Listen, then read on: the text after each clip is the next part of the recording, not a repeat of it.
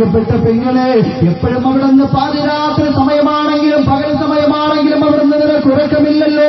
ഇബാദത്തുകളെല്ലാം വലിച്ചെറിഞ്ഞുകൊണ്ട് അവിടുന്ന് അശ്ലീലതയുടെ അടിഞ്ഞോട്ടങ്ങൾ അവിടുന്ന് കണ്ടു രസിക്കുന്ന പ്രിയപ്പെട്ട ചെറുപ്പക്കാരാ, എന്റെ പൊന്നുപോലെ നെറ്റിലൂടെ ഇവിടുന്ന് സമയം പാഴാക്കി കളയുകയില്ല. വാട്സാപ്പിലൂടെ ഫേസ്ബുക്കിലൂടെ നീ ഒരുപാട് അനാവശ്യമായ നീലചിത്രങ്ങൾ അവിടുന്ന് കണ്ടുകൊണ്ട് രസിക്കുകയല്ല ചെറുപ്പക്കാരാ.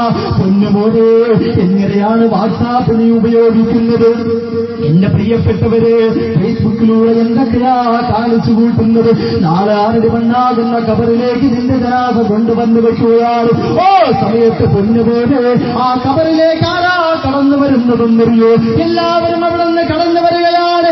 ആ നിന്നെ അവിടെ നിന്ന് ആരുടെ മണ്ണാകുന്ന കബറിന്റെ ഉള്ളറയിലേക്ക് കൊണ്ടുവന്ന് വെച്ചിട്ട് എല്ലാവരും അവിടെ നിന്ന് 3 പിടി മണ്ണ് വാരിയിടുകയാണ്. മിൻഹാ ഖലഖനാകും വഫീഹാ നുഈദുകും വമിൻഹാ നുഖ്രിജുകും താറത്തൻ നുഖ്റാ എന്ന് പറഞ്ഞുകൊണ്ട് 3 പിടി മണ്ണ് വാരിയിടുകയാണ്. ഓ സമയത്തിന്റെ പ്രിയപ്പെട്ടവര്, എല്ലാവരും അവിടെ നിന്ന് കബറടക്കമെല്ലാം കഴിഞ്ഞിട്ട് അവിടെ നിന്ന് സലാം ചൊല്ലി പിരിഞ്ഞു പോവുകയാണ്. ആ സമയത്ത് നിന്റെ കബറിന്റെ ഉള്ളറയിലേക്ക് ആരാ കടന്നു വരുന്നതെന്നറിയോ?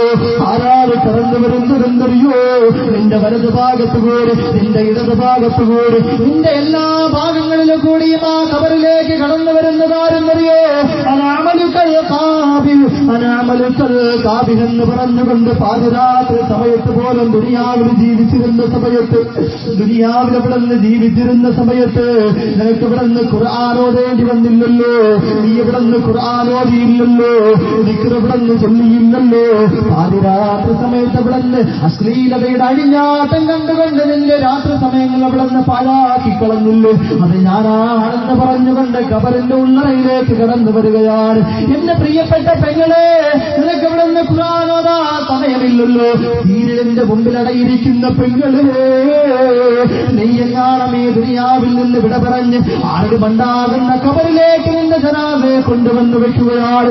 ഓ സമയത്ത് പെങ്ങളെ, ആ കബറിന്റെ ഉള്ളറയിലേക്ക് ആരാ കടന്നു വരുന്നത്? പൊന്നുപോലെ, ഉടുമ്പന്തലയിലുള്ള പൊന്നുപോലെ നിന്റെ കബറിന്റെ ഉള്ളറയിലേക്ക് കടന്നു വരുന്നത് ആരെന്നറിയോ?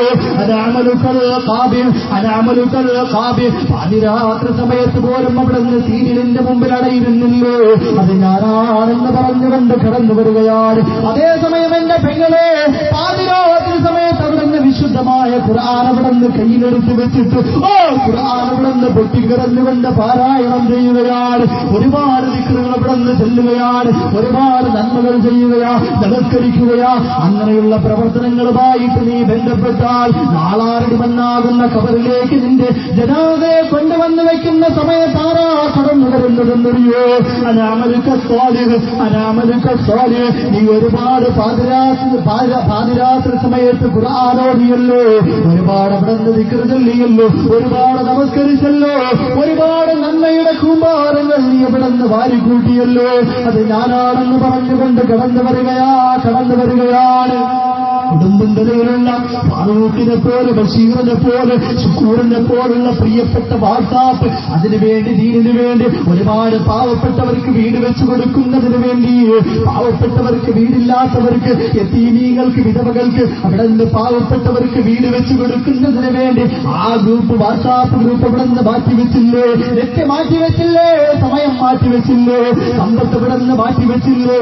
നിന്റെ പൊന്നു ചെറുപ്പക്കാരാ, നിന്റെ ജനാസയെ ആരുടെ മണ്ണാകുന്ന കബറിന്റെ ഉള്ളറയിലേക്ക് കൊണ്ടുവന്ന് വയ്ക്കുമ്പോൾ അനാമലുക സ്വാലിഹ്, അനാമലുക സ്വാലിഹ് എന്ന് പറഞ്ഞുകൊണ്ട് ഒരുപാട് സ്വാലിഹായ സൽക്കർമ്മങ്ങൾ കടന്നു വരികയാണ്. പാവപ്പെട്ട യതീം കുട്ടികൾക്ക് വീട് വെച്ചു കൊടുത്തില്ലേ?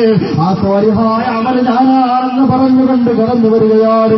അല്ലാഹുവേ, പടച്ചവനെ, ഇവിടെയുള്ള ചെറുപ്പക്കാർക്ക് ആഫിയത്തുള്ള ദീർഘായുസ് കൊടുക്കണ റബ്ബേ. അതുകൊണ്ട് എന്റെ പ്രിയപ്പെട്ടവർ